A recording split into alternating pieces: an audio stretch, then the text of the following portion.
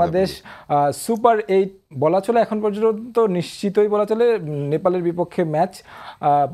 কি মনে হচ্ছে, আপনি আসলে নেপালের নিশ্চয়ই লাস্ট ম্যাচটা দেখেছেন সাউথ আফ্রিকার বিপক্ষে, ওই ম্যাচের পরে কিছুটা হলেও কি বাংলাদেশকে সতর্ক থাকা উচিত কিনা?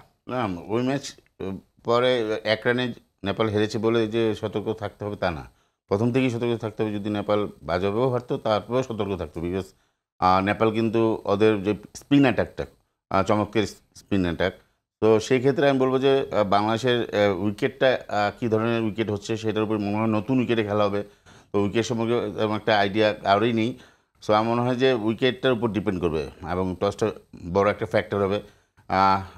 সাথে নেপালের যারা স্পিনার আছে তাদের কীভাবে খেলবে সেই প্ল্যানিংটা করে মাঠে যদি তারা তাদের মানসম্মত ব্যাটিং করতে পারে, আমার ব্যাটারদের এখানে বড় কাজ আছে কালকে খেলা নেপালের সাথে।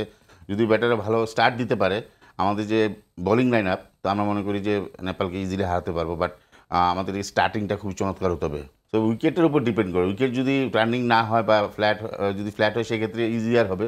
বাট একটু টার্নিং উইকেট হলে, স্লো উইকেট হলে সেক্ষেত্রে দুটো টিমেরই সমস্যা হবে। বাট সেখানে ব্যাটসম্যানদের মানে শর্ট সিলেকশনটা ভেরি ইম্পর্টেন্ট।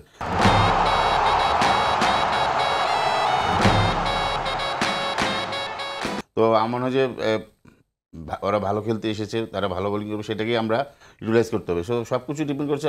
আমি আবারও বলবো যে ব্যাটার দেবে, বিকজ আমাদের ব্যাটাররা স্টার্টিংটা হবে লাস্ট ম্যাচ বাদে। তারপরেও যদি লাস্ট ম্যাচ দেখেন আমাদের 2টি আর্লি উইকেট চলে গিয়েছে। সো আমার মনে হয় যে শান্ত রানে আসতে পারছে না, শান্ত যদি আসতে পারে সেটা অনেক কাজে দিবে। বিকজ ও যদি রান করে তাহলে কিন্তু আমাদের পরে ব্যাটসম্যানরা সুন্দরভাবে রান করতে, লিটনও তেমন একটা রান করতে পারছেন না। সো এই দুজন যদি একজন ক্লিক করে তাহলে আমার মনে হয় যে ইজিলি আমরা তাদেরকে ধরতে হবে। এবং সাকিব যেই ফর্মে আছে, যে ব্যাটিংটা করছেন, সেটাকে যদি অব্যাহত রাখতে পারেন, সাথে মাহমুদুল্লাহ আছে, হৃদয় আছে।